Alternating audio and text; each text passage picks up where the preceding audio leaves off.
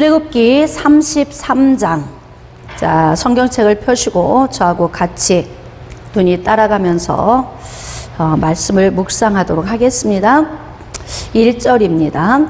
여호와께서 모세에게 이르시되 너는 내가 애굽 땅에서 인도하여 낸 백성과 함께 여기를 떠나서 내가 아브람과 이삭과 야곱에게 맹세하여 내 자손에게 주기로 한 그 땅으로 올라가라. 자, 여기서 한번 보겠습니다. 지금 출애굽기 33장의 시점은 언제냐면 이스라엘 백성들이 애굽 땅에서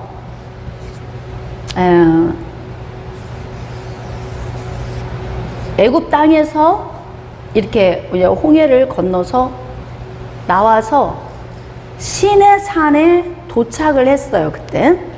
그래서 이제 시내산에 도착을 해서 여기에서 하나님의 율법을 받았잖아요. 여기에서 송아지 우상을 숭배한 사건이 있었어요. 근데 이제 이 사건을 통하여서 3,000명이 죽임을 당하고, 그리고 난 다음에 하나님께서 지금 말씀하시는 거예요. 모세야, 여기서 떠나. 어디를 떠나라는 거예요? 시내산에서 다시 출발해서 가라는 이야기예요. 그래서 어디로 가라는 거예요? 내가 주기로 약속한 가나안 땅으로 가라. 지금 이렇게 말씀하시죠. 내가 내 사자를 너보다 앞서 보내어 가나안 사람 아모리, 헷, 브리스, 히위, 여부스 사람 쫓아내고 너희를 젖과 꿀이 흐르는 땅에 이르게 하려니와 나는 너희와 함께 올라가지 아니하리니. 여러분, 하나님의 말씀을 묵상하다 보면 하나님과 하나님의 백성의 이 관계가 어떤 때 부부처럼 느껴질 때가 있어요. 관계. 자, 하나님께서 하나님의 이 백성들과의 관계성을 어떤 때는 나는 내 남편이다, 또는 어떤 때는 아버지다, 어떤 때는 내가 너를 친구처럼 여긴다. 이렇게 말씀하세요. 그러니까 우리에게 하나님이 다가오실 때 어떤 때는 정말 남편처럼 그 사랑의 그 애절한 그런 모습으로 오시기도 하지만, 어떤 때는 우리를 긍휼히 보호해 주시는, 그리고 어떤 때는 너무 다정하게 친구처럼 오시는 그런 모습으로, 여러 모습으로 우리에게 오세요. 근데 여기서 뭐냐면, 난 이 과정을 읽으면서 이런 느낌이 들어요. 왜 우리 서로 싸우면 삐져가지고 알았어 하긴 하는데 나는 안 해, 뭐 이런 거 있잖아요. 하나님께서 지금 뭐라고 하시냐면, 내가 세운 특별 계획, 특별 이 계획 가운데에서도 아브라함을 부르시고 주셨던 창세기 15장 13절로 16절, 지금 이 말씀을 성취하기 위해서 이스라엘 백성들을 애굽에서 나오게 하셨고, 그리고 지금 광야를 거쳐서 어디로 가는 거예요? 이렇게 원래는 어디로 가야 되냐면, 여기 시내산에서 이리 올라가면 바로 가나안이에요. 근데 이들이 이리 바로 하나님의 명령을 따라 가지 않고 여기에서 38년을 이제 방황하게 되는 문제를 만들어내는데, 중요한 건 하나님께서 너무 이 화가 나신 이 마음을 추스리고 계시는데도 아직도 뭐냐면 안 풀리신 거예요. 아까 제가 말씀드렸죠. 하나님의 형상을 우리 안에 넣어주셨다. 우리 안에 있는 이 감정은 하나님 안에 있는 감정을 우리에게 넣어주셨다. 왜 우리가 자녀를 양육할 때에도 애들이 막 말을 안 들어. 조금 있다가 엄마 죄송해요, 잘못했어요. 그런데도 막 안 풀려. 여기서 너무 속이 상해서. 그럼 엄마 죄송해요, 잘못했다고요. 알았어, 지금은 안 풀리니까 좀 기다려, 가 있어.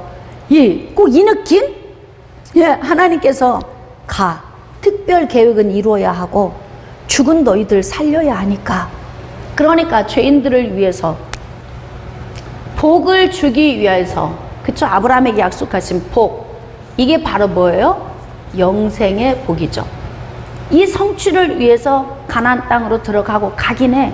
네, 나는 안 갈 거니까 니들끼리 가서 알아서 해. 예? 니들끼리 가서 알아서 해. 그럼 우리끼리 가면 뭔 소용이 있어요? 하나님이 안 가시면. 예? 너희는 목이 곧은 백성인즉 내가 길에서 너희를 진멸할까 염려함이라. 그러니까 이런 일이 또 다시 반복적으로 올 걸 하나님은 알고 계세요. 그러니까 뭐냐면 하나님은 죄에 찌들어 사는 인간을 볼 때 하나님의 마음은 진멸하시고 싶은 마음이 기본 마음이에요. 왜? 거룩하시고 선하신데 이 마귀의 꾀임에 의하여서 범죄하고 죄가 들어온 인간은 하나님의 속성과 정반대의 속성의 삶을 살아요. 그러니까 하나님은 죄 가운데 살고 있는 인간들을 볼 때 하나님의 선한 속성은 진멸하고 싶으신 거예요. 거룩하시니까. 안 맞아요. 로또야 안 맞아. 하나님과 인간은. 예수 그리스도를 보내주지 않았다면요, 하나님과 우리는 평행선이에요. 그냥 가는 거예요. 우리가 하나님께 나아갈 수가 없어요. 그런데 하나님께서는 그런 죄의 본성을 가지고 있는 인간들이 신물나게 싫으신 거예요. 그러니까 내가 함께 가다가는 너희들 다 쓸어버릴 것 같아. 그래서 나는 안 갈 거야. 이게 진짜 안 가신다는 말씀이 아니라 하나님의 심정이 지금 그러시다. 그걸 말씀하고 있는 거예요. 난 너희들 용돈 안 줘. 앞으로 니들이 알아서 살아. 그리고 안 줘요? 내일이면 또 주잖아. 마음 변하고. 하나님의 심정. 그만큼 하나님은 범죄한 이스라엘 백성들을 향해 굉장히 많이 마음이 닫혀 계시고 속이 상해 계신 거예요. 4절입니다. 백성이 이 준엄한 말씀을 듣고 슬퍼하여 한 사람도 자기의 몸을 단장하지 아니하니 여호와께서 모세에게 이르시기를 이스라엘 자손에게 이르라. 너희는 목이 곧은 백성인즉 내가 한순간이라도 너희 가운데 이르면 너희를 진멸하리니 너희는 장신구를 떼어내라. 그리하면 내가 너희에게 어떻게 할 것인지 정하겠노라 하셨습니다. 그러니까 하나님께서는 이렇게 인간의 삶을 보면서 계획을 막 바꾸시는 거예요. 자, 특별 계획을 이루심에 있어서 인간들의 삶이 걸어가는, 자, 하나님의 계획의 특별 계획. 여기는 카이로스예요. 자, 일반 계획, 크로노스. 우리는 이 두 계획 안에서 살아갑니다. 일반 계획은 우리의 일반적인 삶 속에서 세우시는 계획이에요. 그 대신 하나님은 우리의 일반적인 삶 속에서 어떤 일을 하시냐면 하나님의 특별 계획을 이렇게 성취해 나가세요. 그러다 언젠가는 예수 그리스도가 오시는 완성. 자, 예수 그리스도가 오신 성취. 여기가 초림이죠. 재림. 하나님께서 이렇게 우리가 일반적으로 살아가는 이 삶 속에서 하나님의 특별 계획을 우리에게 이렇게 적용을 하시는데, 우리가 삶을 선택하는 선택 코스가 하나님의 원하시는 코스를 선택하고 가면요, 순풍에 돛단 듯이 순항을 합니다. 인생의 요철부이 많은 사람을 가만히 보세요. 하나님이 원하시는 길로 안 가서 그래.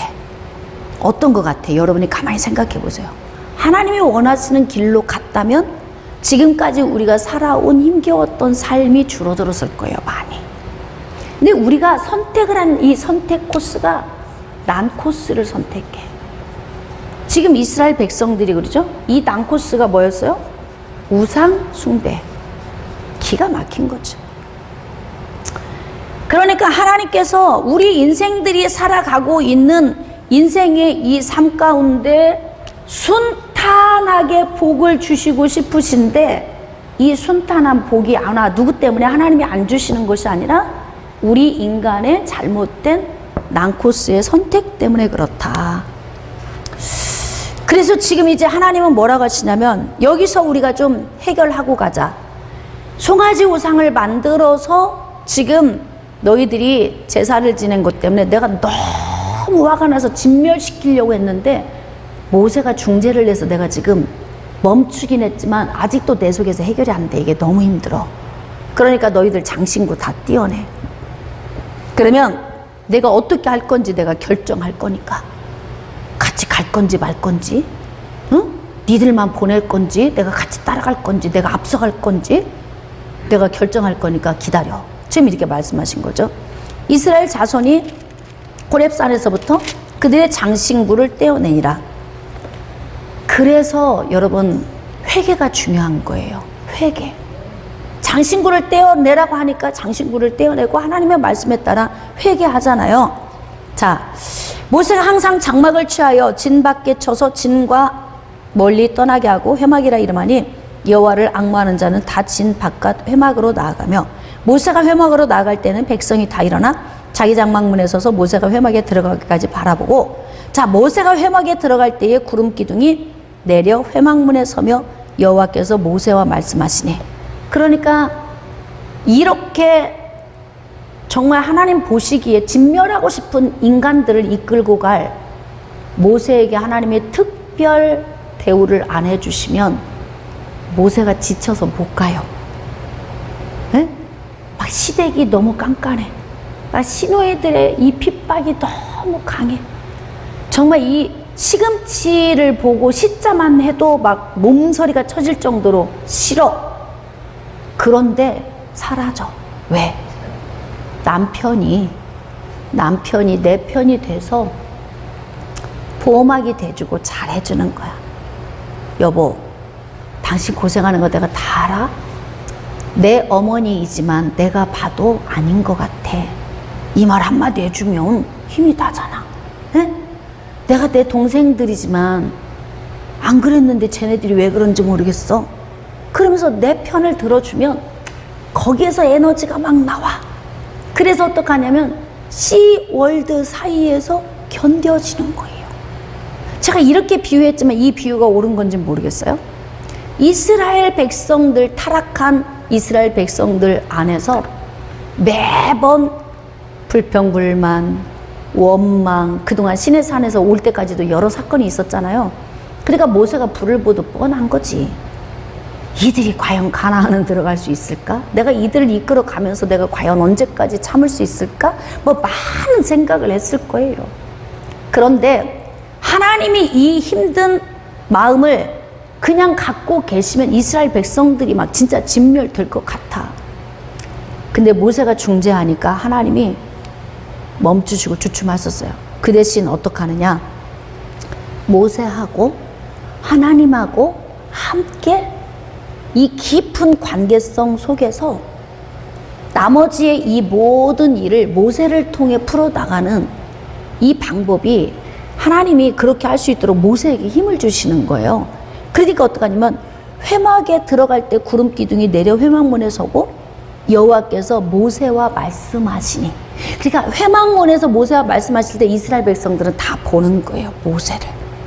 하나님이 그러니까 의도적으로 하시는 거죠. 봐라, 너희들 내가 진멸시키려고 했지만 모세가 중재해서 내가 멈춘 거야. 모세는 내가 특별 대우하는 거야. 모세 때문에 너희들이 가는 거야. 그러니까 모세 말에 잘 순종하고 따라가. 지금 모세에게 권위를 주시는 거죠. 모든 백성이 회막문에 구름 기둥이 서 있는 것을 보고 다 일어나 각기 장막문에 서서 예배하며, 사람이 자기의 친구와 이야기함 같이, 여기 친구 나오죠. 여호와께서는 모세와 대면하여 말씀하시며, 그러니까 정말 모세와 다정하게 친구처럼 하나님께서 모세에게 특별 대우를 하시는 거예요. 근데 그렇게 안 해주시면, 아니 모세가 뭐 이스라엘 백성을 낳았나요? 모세가 배웠습니까? 꼭 굳이 내가 이 사람들을 책임져야 할 이유가 뭐야? 내 인생을 다 바쳐서 나도 그냥 쓸어버리고 싶은데, 보면 하나님 마음과 똑같은 마음일 텐데. 그러니까 하나님께서요, 결국 뭐냐면 막 화를 내시면서도 모세를 살살 달래고 격려해주고 불쌍하게 대하면서 어떡하냐면 특별 계획을 이루어 가셔. 특별 계획을 하나님께서 이루어 가시는 거예요. 자, 사람이 자기의 친구와 이야기함 같이 여호와께서는 모세와 대면하여 말씀하시며 모세는 진으로 돌아오나 눈의 아들 젊은 수종자 여호수아는 회막을 떠나지 아니하니라. 자, 여기서 이제 여호수아가 나오죠. 여호수아를 보면서 이때 저는 신학을 하기 전부터 여기 성경을 여기를 딱 읽고 지나가면요, 뭔지 모르게 막 마음이 저릿한 느낌이 왔어요, 항상. 근데 말씀을 깊이 묵상하면 묵상할수록 여호수아는 준비된 자구나. 모세 뒤에서 너무 잘 배웠어요. 그리고 하나님과 대면하는 모세를 보면서 이 거룩한 사모함이 있었어요. 그러니까 모세는 진호로 돌아갔는데 눈의 아들 여호수아는 그 여운, 하나님의 은혜의 영적인 여운, 그 자리에서 떠나질 않는 거예요. 자, 그러면서 무슨 생각을 했을까요? 하나님, 저도요, 모세를 친구처럼 대해주시는 것처럼 저도 그랬으면 좋겠어요. 그러면서 마음으로 사모해요.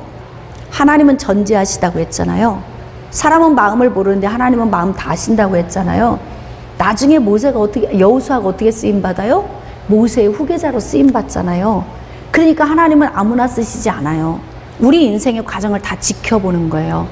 그래서 모든 과정 중에서 아주 성실하고 또 이렇게 은혜를 사모하고 어느 면으로 보나 리더자가 될 만한 자격 요건을 갖추기 위해서 마음에 사모하는 그런 사람들을 하나님이 쓰신다는 거예요.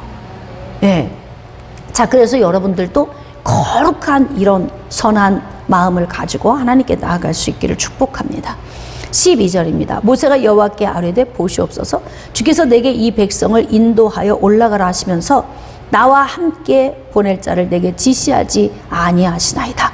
주께서 전에 말씀하시기를 나는 이름으로도 너를 알고 너도 내 앞에 은총을 입었다 하셨사온즉 내가 참으로 주의 목전에 은총을 입었사오면 원하건대 주의 길을 내게 보이사 내게 주를 알리시고 나로 주의 목전에 은총을 입게 하시며 이 족속을 주의 백성으로 여기소서.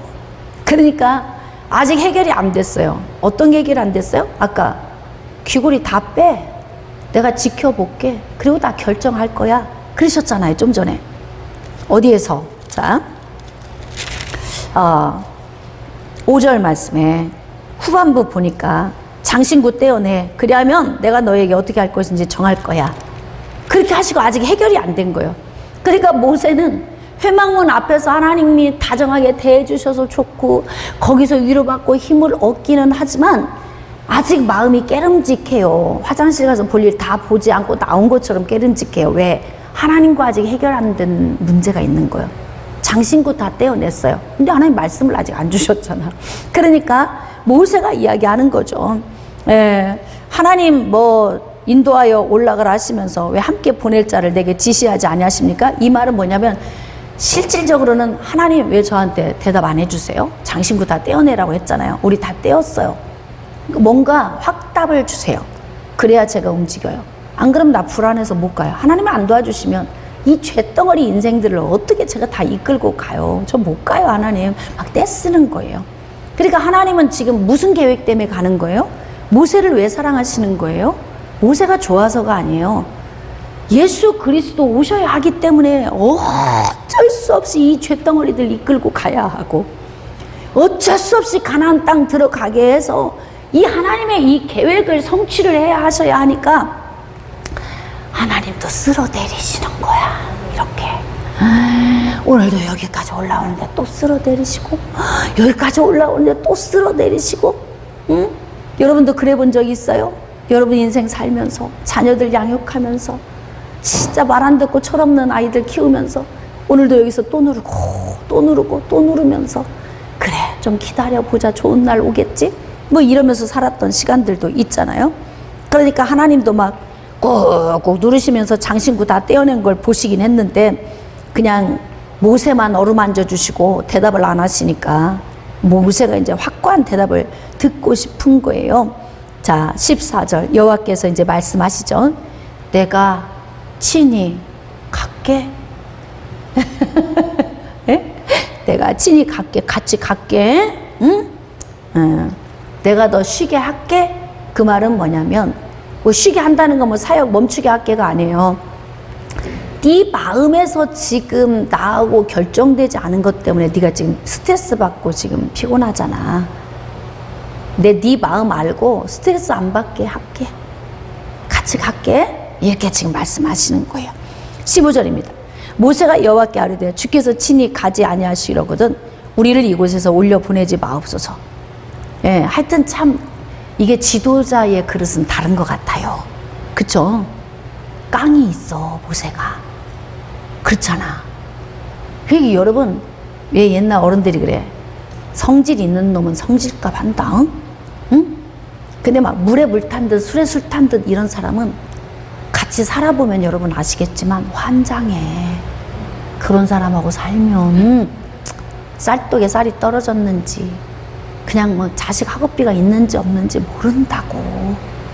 근데 모세처럼 집요해 보이지만 이런 사람이 책임감이 있고, 지금 모세가 이스라엘 백성을 책임지고 통로가 되어 이끌어갈 마음이 없으면 이럴 필요 있어요 없어요? 없죠. 이럴 필요가 없어요. 하나님하고 단판 지을 필요 없어. 하나님이 가시거나 말거나 나 책임 안 지면 돼, 나도 안 가, 이러면 끝나버리잖아요.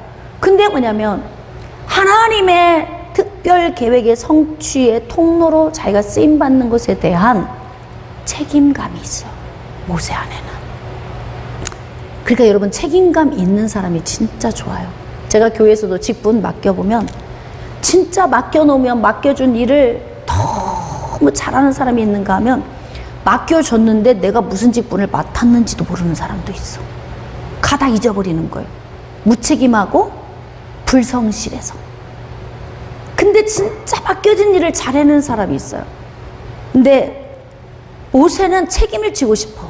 어차피 내가 부름 받았고 이스라엘 백성 이끌어 가야 돼. 여자의 후손 예수 그리스도 오셔야 하고 이건 멈출 수 없는 일이야. 그러나 하나님이 같이 안 가신다고 하니까 나도 여기서 그냥 내려놓을 수는 없어. 그냥 우리끼리 가라는데 난 그럴 수 없거든. 해결하고 가잖아요. 해결하고 집요하게. 하나님이 친히 가겠다 쉬게 하리라 그러는데 거기에서 또 얘기하잖아. 한마디 또 하잖아. 이제 이런 놈이 뭔 일을 해도 한다니까요. 자식들도 막 엄마한테 대들고 막 하긴 하지만요, 아무것도 모르고 쑥맥 같은 놈보다 그런 놈이 훨씬 나중에 큰일을 해. 응? 성질값을 하기 때문에 그렇다고. 그러니까 그럼 우리 이곳에서 올려보내지 마세요. 안 가요. 저 안 갑니다. 나와 주의 백성이 주의 목전에 은혜 입은 줄을 무엇으로 알겠습니까? 주께서 우리와 함께 행하심으로 나와 주의 백성을 천하 만민 중에 구별하심이 아닙니까? 어우 진짜 쓸만한 얘기 하네요. 아니 우리 구별해서 부르셨잖아요. 근데 하나님이 함께 하시는 걸로 우리가 하나님의 백성인 걸 아는 거지, 함께 하지 않으시면 우리가 뭔 하나님의 백성입니까? 야, 하나님도 이게 질 수밖에 없네. 모세가 하는 얘기를 보니까요. 여호와께서 모세에게 또 말씀하시죠. 네가 말하는 이 일도 내가 할게. 하나님이 그냥 모세 앞에서 그냥 꼼짝도 못 하시고, 왜 꼭 맞는 말만 하니까.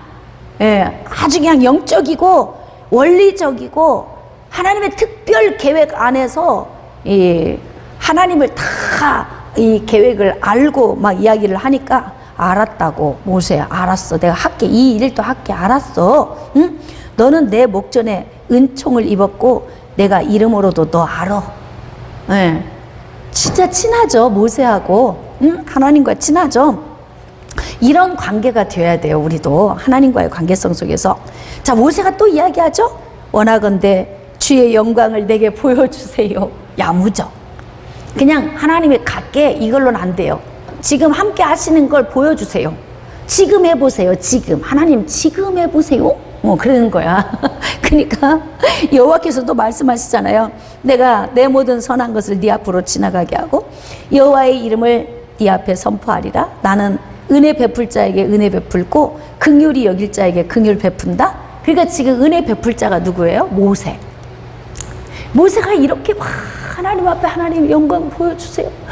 뭐 하나님 지금 뭐 특별 계획 있으시잖아요. 근데 뭐 우리만 올라가라고 하면 뭐 우리가 하나님의 자녀 맞습니까? 뭐 같이 가셔야 맞는 거죠. 막 이렇게 하는데 아유, 은혜를 안 베풀 수가 없네, 모세가. 하나님 마음에 이쁜 거예요. 그러니까 내가 은혜 베풀 자에게 은혜 베풀고 긍휼히 여길 자에게 긍휼을 내가 베푼다? 그러니까 지금 뭐예요? 모세는 은혜 받을 만한 사람이고 긍휼히 여김을 받을 사람이라는 거예요. 이쁜 짓만 하잖아. 여기에서 또 말씀하시잖아요. 네가 내 얼굴을 보지 못하리니 나를 보고 죽는다? 아무도 못 살아? 그 대신 내 곁에 한 장소가 있으니까 너는 그 반석 위에 서.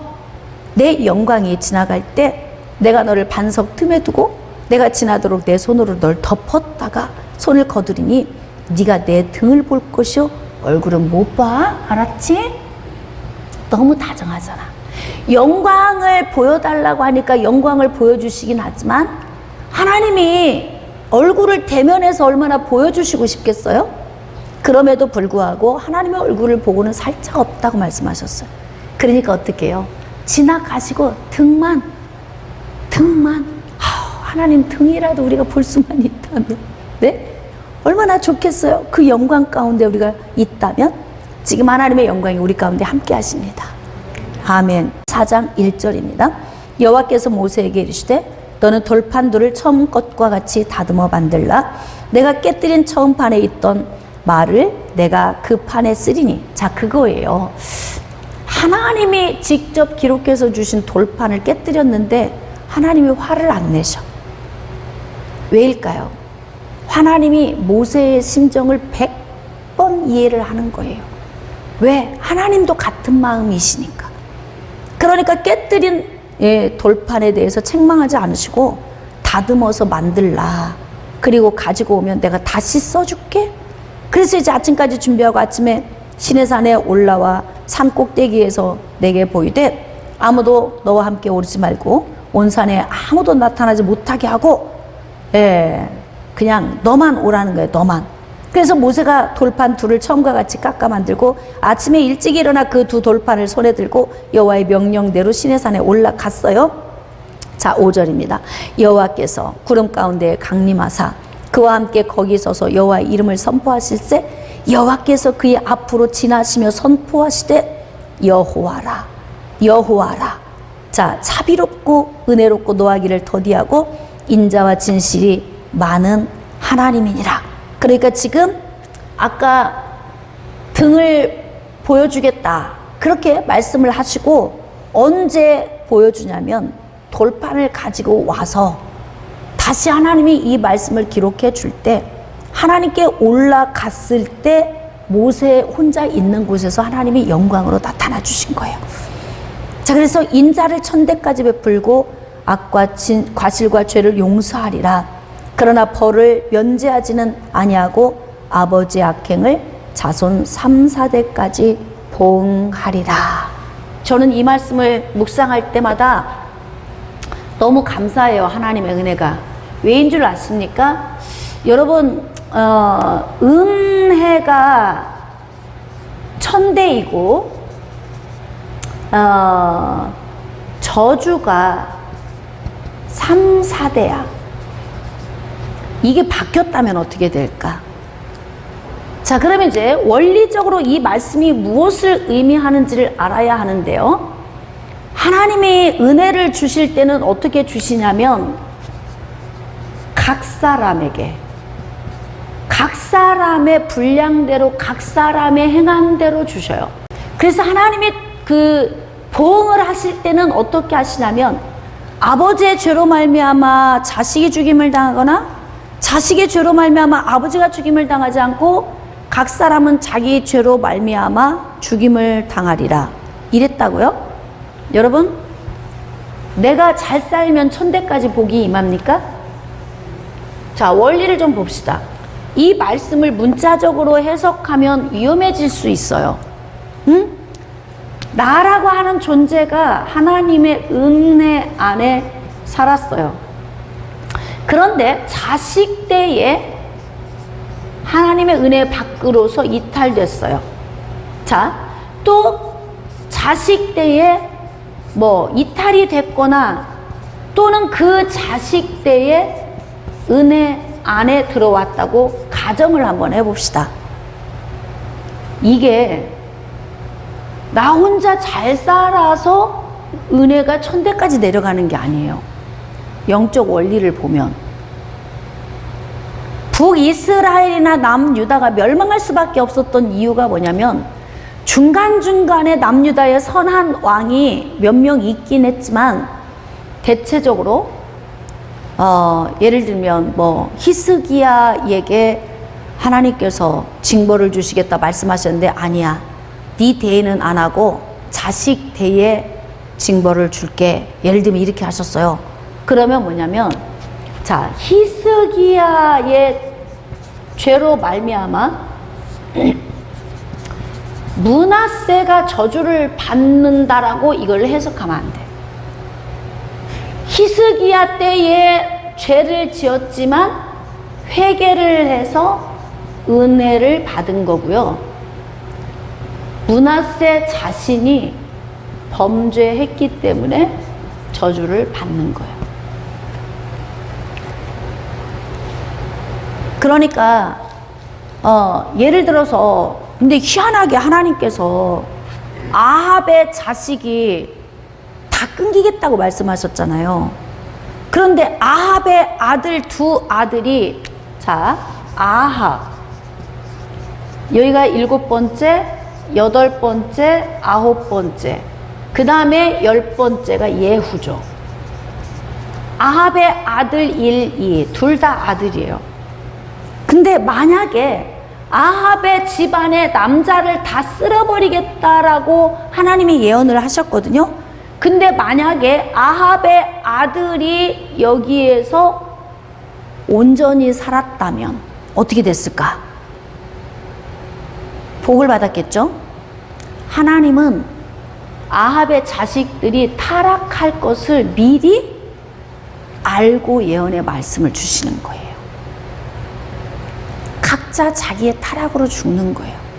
그러니까 자식이 은혜 안에 내가 은혜 안에 살았어도 자식이 이탈되면 저주를 받는 거예요. 저주를 받지만 자식이 또 은혜 안에 오면은요 하나님이 복을 주세요. 그럼 이거는 우리는 뭐 어떻게 해서 그러면 은혜를 1000대까지 주시고 저주를 3, 4대까지 주신다는 이 이야기는 뭐냐면 이걸 달아보는 거지. 저울로 우리가 비교를 한다면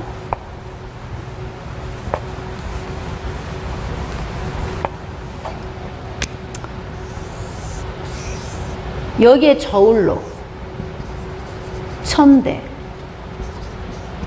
3, 4대 어디가 무거워요? 이쪽으로 이렇게 내려가겠죠? 은혜가 1000대가 이렇게 내려가겠죠? 이 말씀인즉슨 뭐냐면 하나님은 그만큼 사랑의 하나님이신 것을 말씀하고 계시는 거예요. 사랑의 하나님. 내가 아무리 은혜 안에 있어도 내 자식이 이탈되면 저주받습니다. 그러니까 괜히 내가 막 잘해놓으면 1000대까지 복이 줄줄줄 그냥 내려간다고 생각하시면 안 돼요. 그리고 보세요. 이 자식이 이탈됐어. 근데 그 다음 자식이 예수를 믿었어요. 복을 받죠? 저주는 끝난 거예요. 그러니까 저주가 대물림이 되는 것이 가게의 저주가 흐르는 것이 아니에요. 예수 그리스도를 믿는 순간 저주는 거기에서 끝나는 거예요. 뭐 우리 할머니가 무당을 했고 아버지가 박수를 했어도 내가 예수 안에 오면은 저주는 멈춘 거예요. 그건 부모 대에서의 저주이지 내 저주가 아니에요. 그렇기 때문에 여기에 기록된 1000대와 3, 4대에 관한 이 말씀을 우리가 이제 어떻게 해석을 하면 좋으냐면 하나님께서 그만큼 사랑의 하나님이시다. 사랑의 하나님이시다. 이것을 우리가 깨달을 수가 있습니다. 자, 모세가 급히 땅에 엎드려 경배하며 이르되 주여 내가 주께 은총을 입었거든 원하건대 주는 우리와 동행하옵소서. 이는 목이 뻣뻣한 백성입니다. 우리의 악과 죄를 사하시고 우리를 주의 기업으로 삼으소서. 자, 지금 모세가 간절히 원하는 게 뭐예요? 하나님은 안 가겠다고 하시고 너희들만 올라가라고 하시는데 모세는 안 됩니다. 우리끼리 가려면 왜 갑니까?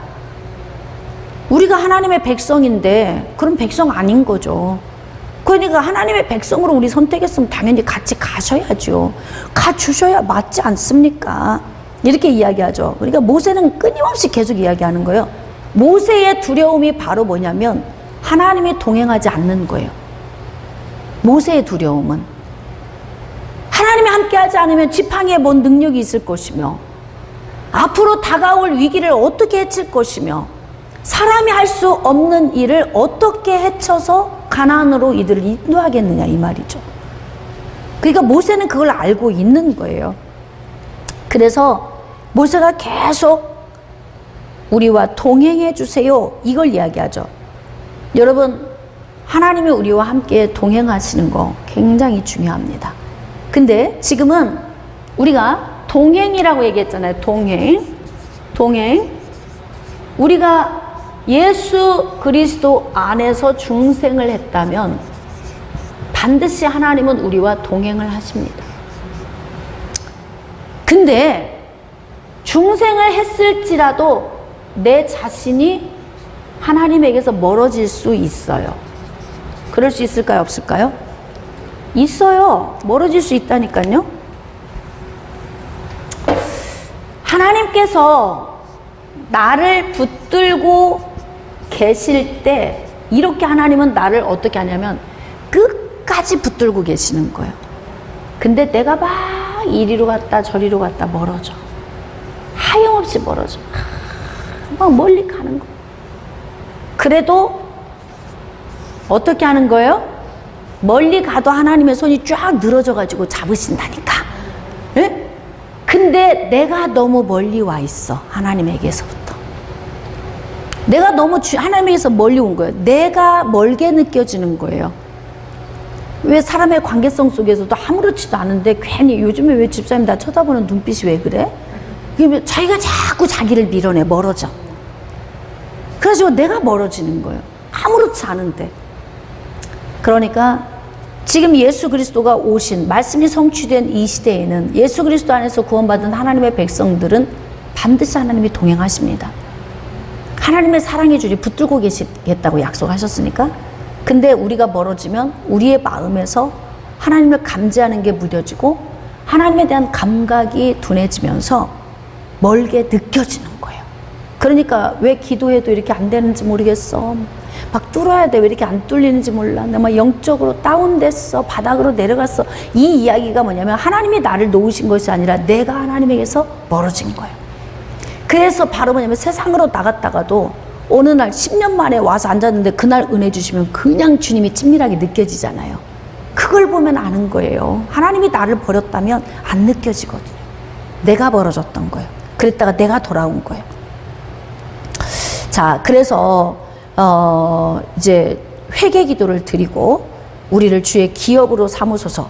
하나님의 계획을 이루어 주세요. 우리 통해서 특별 계획 지금 하고 계시잖아요. 지금 그런 뜻이에요.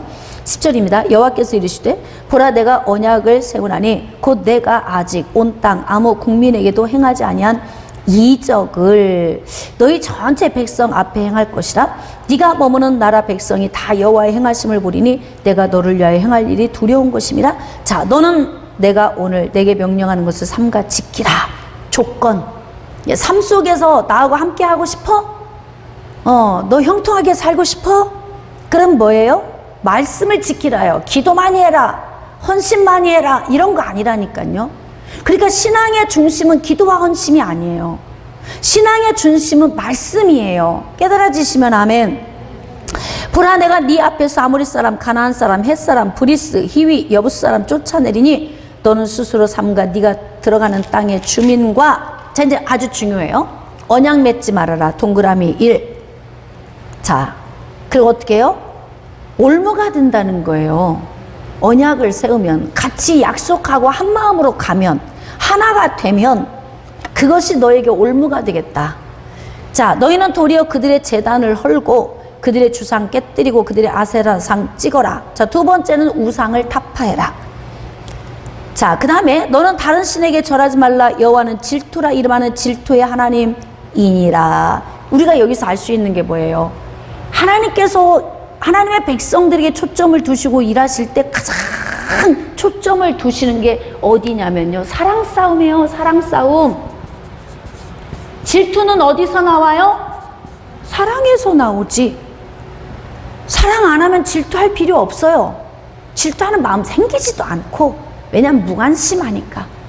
근데 막 하나님은 하나님의 백성들에게 관심이 너무 지대하셔. 그래가지고 어찌 보면은 막 집착. 하나님이 막 하나님의 백성 오직 뭐라냐면 내 눈은 눈동자처럼 불꽃처럼 너를 지켜보호하시고 졸지도 않고 자지도 않고 오직 너만 보고 낮의 해와 밤의 달도 해치지 않고 상하지 않도록 하고. 그러니까 있잖아요, 하나님은 하나님의 백성들에게 집착한다는 말이 맞는 것 같아. 그 정도로 사랑의 불이 뜨거워요. 집착은 어디서 와요? 집착은 사랑에서 출발해요. 근데 이 사랑이 크면 클수록 집착이 커져. 사랑이 적어지면 적어질수록 집착이 적어져요. 사랑이 커지면 커질수록 집착이 커지고 질투가 커지고, 적어지면 적어질수록 집착이 작아지고 질투가 작아지고. 근데 지금 이 보니까 나는 질투하는 하나님이야. 그건 뭐냐면 나는 너희들을 너무나 사랑해서 내 질투를 바랄 때 나는 못 견뎌. 그러니까 지금 하나님도 빨리 안 풀어지시잖아요, 화가. 그래가지고 우상 숭배한 이스라엘 백성들을 향해서 화가 안 풀어지셔가지고 이게 막 시간이 필요하신 거야, 시간이. 그래가지고 어떻게 하는 거예요? 안 가. 니들끼리 가. 아, 싫어. 안 가. 하나님, 나 지금 마음 안 풀렸어. 좀 기다려. 자, 지금 귀구리 다 빼봐. 알았어. 조금 기다려. 막 시간과 텀을 두시면서 하나님이 조금씩 조율해 나가시잖아요. 이것을 보면 하나님이 인격이신 걸 알 수 있어요. 하나님은 인격이십니다. 인격이시기 때문에 감정이 있으신 거고 지식이 있으신 거예요. 그러니까 싫기도 하고 좋기도 하고. 어떤 사람은 나는야 정말 걔가 싫다. 네? 그 송아지 우상 숭배하는 걔 너무 싫어 이러실 수 있고, 어쩜 그렇게 나만 쳐다보고 있냐 너무 좋다 이러실 수 있단 말이에요. 그러니까 하나님은 어떤 분이시냐? 질투, 배신 계명을 범하는 이 죄가요 우리 인생을 무너뜨린단 말이에요. 사람과 사람의 관계성 속에서 이루어지는 건 사회법, 실정법으로 통제를 해요. 그러면 거기에 준한 대가를 치러요, 우리가. 그쵸? 뭐 징역 몇 년, 뭐 집행유예 얼마, 벌금 얼마, 다 우리가 여기서 다 한단 말이에요. 그리고 이제 실정법에 준하지 않는 양심의 법, 이 양심의 법은 나 혼자 심장 졸이면서 이제 대가를 치르는 거고. 근데 그것을 넘어선 하나님과의 관계성 속에서 하나님을 버리고 우상을 숭배하는 것, 이것은 즉각적으로 하나님의 질투가 이제 우리에게 적용되는 문제예요. 그러니까 가나안 땅에 들어가면은 죄악이 가장 관영한 땅, 멸망을 해야 될 시기가 온 거니까 죄악이 넘친 거잖아요. 그러니까 하나님이 그들을 멸망시키는 거 아니에요? 근데 그들이 멸망받을 수밖에 없는 이 요인을 너희들이 다시 부둥켜 안고 있으면 그것이 너희의 올무가 될 거야. 지금 이렇게 말씀을 하시잖아요. 그러니까 가서 가나안 땅에 있는 거 싹 쓸어버리고, 그리고 오직 하나님과의 관계성 속에서만 아름다운 신앙생활을 하라고 말씀하시죠. 이거 이들이 해낼 수 있을까? 우리가 이걸 여러분 해낼 수 있습니까? 이거 참 이게 쉽지 않은 건데. 자, 너는 삼가 그 땅의 주민과 언약을 세우지 말래. 자, 그리고 어떻게 해요? 그들이 모든 신을 음란하게 섬기고 그들의 신들에게 제물을 드리고 너를 청하면 내가 그 제물을 먹을까 함이고. 그러니까 그들이 청하면, 언약을 해서 친해지면, 관계가 맺어지면, 자기 신전으로 초대하고 들어가면 자기도 모르게 거기에 접해지잖아요. 여러분이 가만히 생각해 보세요. 어느 교회에 가 있느냐 아주 중요합니다. 샤머니즘적인 신앙이 팽배해 있는 교회를 가잖아요. 그러면 그렇게 신앙생활을 해요. 자기도 모르게. 왜인 줄 아세요? 그게 정답인 줄 알고 그냥 가는 거예요. 가나안 땅에 가서 1년, 2년, 3년, 10년, 20년 지나면 거기에 문화가 그건가 보다 젖어들어요. 지금 현 시대의 우리의 자녀들이 개념이 없잖아요. 순결에 대한 개념도 없어요. 그래서 뭐냐면 지금은 뭐냐면 첫 경험을 14살이면 다 해야 된다. 이게 지금 아이들의 지식이라고요. 우리 때는 순결을 잃으면 시집 못 가. 이렇게 배웠단 말이에요. 그러니까 어느 시대에 어느 환경에서 사느냐에 따라서 우리의 지식이 거기에 입력이 되면 그 지식이 그냥 우리 지식이 되는 거예요. 그러니까 동성애, 뭐 차별금지법, 합법화, 뭐 학생 인권 조례 통해서 뭐 14세 이상 성관계 가능, 임신해도 학교 다닐 수 있어. 이거 다 법으로 만들어 놓으면 그게 그 문화가 돼서 그냥 젖어가는 거예요. 이게 성경에 위배가 되든 말든 그냥 가는 거예요. 그래서 그 시대의 문화가 그렇게 중요해. 그러니까 우리가 자녀들을 잘 키워서 사회에 나가서 애들이 이 사회를 리드할 수 있는 자들이 되게 해서 성경적으로 가는 사회를 만드는 것이 우리의 관건인 거예요. 명예도 필요 없다, 출세도 필요 없다, 돈도 필요 없다. 이거 교회에서 진짜 잘못 가르치는 거예요. 교회를 무너지게 만드는 거예요. 하나님의 백성들은 하나님의 말씀 안에 잘 양육받고 훌륭하게 잘 돼서 정복해야 돼, 세상을. 그렇게 나가야 돼요. 이게 지금 뭐냐면 하나님이 뭐라고 말씀하시면 가나안 땅에 들어가면 정복해, 그렇게 말씀하시는 거예요. 정복 다 정복해. 섬 옆에서 내가 싫어하는 거 전부 다 초토화시켜. 싹 갈아엎어. 그리고 내가 원하는 삶을 살아.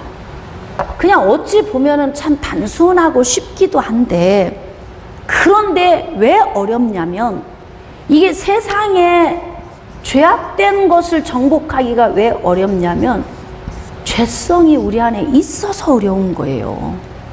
여러분, 자석에 철가루 달라붙는 거 보세요. 응? 자석에 철가루 달라붙잖아요. 그러니까 죄의 본성이 내 안에 있으니까 어떻게 주변에 있는 죄를 흡수해. 내가 다 빨아들이는 거예요. 막 가면은 막 다 내가 그 적응이 돼. 왜인 줄 아세요? 죄의 본성이 있으니까 너무 친해. 성분이 같아서 너무 친한 거예요. 그러니까 막 적응이 너무 잘 되죠.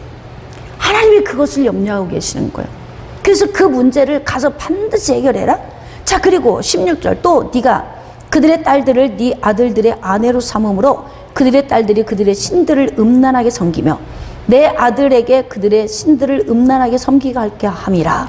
여러분, 서로 이방인과 아들과 딸들을 교류시키지 말아라. 특히 지금 항상 가나안의 땅에 들어가서 그러면 아들을 딸들에게 주지 말라, 이런 거예요. 자, 창세기 6장에 보면 하나님의 아들, 사람의 딸들, 이거는 영적으로 뭐냐면 사람의 딸들은 이방인을 의미해요. 이방인, 이탈된 자들. 하나님의 아들은 영적으로 하나님의 자녀들을 이야기하는 거예요. 또 이제 육신적으로 보면 여자들이 남자보다 영적으로 강해요. 근데 이게 우상을 섬기는 여자가 이스라엘 안으로 시집을 오면 자기 우상을 다 가지고 오잖아요. 그러니까 아합 왕이 왜 멸망을 했어요? 결혼 잘못해서. 왜? 시돈 땅에서 바알신을 숭배하는 이세벨과 결혼을 해서 바알신을 가지고 들어왔어요. 그래가지고 어떻게 해요? 나라가 완전히 하나님의 나라가 아니라 바알 선지자 450명, 아세라 선지자 400명, 어용 선지자, 월급 받고 있는 선지자, 바알 신전 또 건축, 그래서 온통 타락시키죠. 주일날 제가 설교할 때 남유다의 7번째 왕 아달랴가 아합과 이세벨의 딸이에요. 와가지고 여호람과 결혼을 해서 남유다를 초토화시켜, 영적으로. 솔로몬이 1000명의 여인과 결혼을 해서 그들이 가지고 온 신들을 음란하게 다 섬겼다 그래요. 하나님이 솔로몬에게 1000명의 여자를 얻은 것을 책망하는 말씀은 없으세요. 근데 그들이 가지고 온 우상을 섬긴 것을 책망을 하셨어요. 그러니까 우리가 육신 안에서, 육신과 육신에서 이루어지는 것은 사회적인 실정법에 의하여서 다 되고, 왕은 사회적인 그런 법이 여자를 몇을 둬도 누가 말을 할 수가 없어요. 왜냐면 왕이 자리를 물려주려면 거기에서 잘난 아들이 있어야 돼.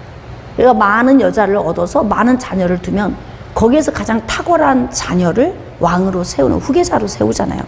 그러니까 왕가는 자녀가 많아야 되니까 많은 여자들, 대부분의 왕들이 다 뭐 후궁들이 많아요. 솔로몬 같진 않지만. 그러니까 그 부분에 대해서 하나님이 뭐 책망하지는 않으시는데, 중요한 건 뭐냐면 영적 타락, 우상 숭배, 하나님의 질투를 일으킬 행동, 이것이 문제인 거예요. 자, 그래서 아들들의 아내로 삼음으로 그들의 딸들이 그들의 신들을 음란하게 섬기고 내 아들들에게 그들의 신들을 음란하게 섬기게 할까 합니다. 그러니까 가나안 땅에 들어가서 이들이 할 수 있는 염려되는 말씀, 그걸 계속 나열하신단 말이에요. 이거 하지 마, 이거 언약하지 마, 혼합하지 마, 우상 다 타파해, 다 지금 미리 가나안 땅에 들어가기 전에 미리 다 말씀을 주시는 거잖아요. 자, 너는 신상들을 부어 만들지 말지니라. 벌써 한번 해봤잖아. 애굽에서 한 거 빼놓고라도 지금 광야에 나와서 신상 부어 벌써 만들어 봤잖아요. 금송아지. 그러니까 하나님은 온통 염려와 근심인 거예요. 어느 땅을 들어가느냐에 따라서 우리의 삶이 달라지는데, 그래서 하나님이 타락한 가나안 땅을 설정해서 이들을 보내셨기 때문에 뭐 이들이 어쩔 수 없지만, 지금 우리는 우리가 밟을 땅을 잘 선택해야 돼요. 어느 거룩한 땅에 있어야 내가 타락을 덜 할 수 있나? 응?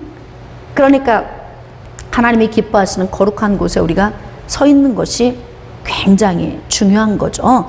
오늘은 여기까지. 네, 절기에 대한 부분은 좀 설명이 필요하니까 다음 주에 다루도록 하겠습니다.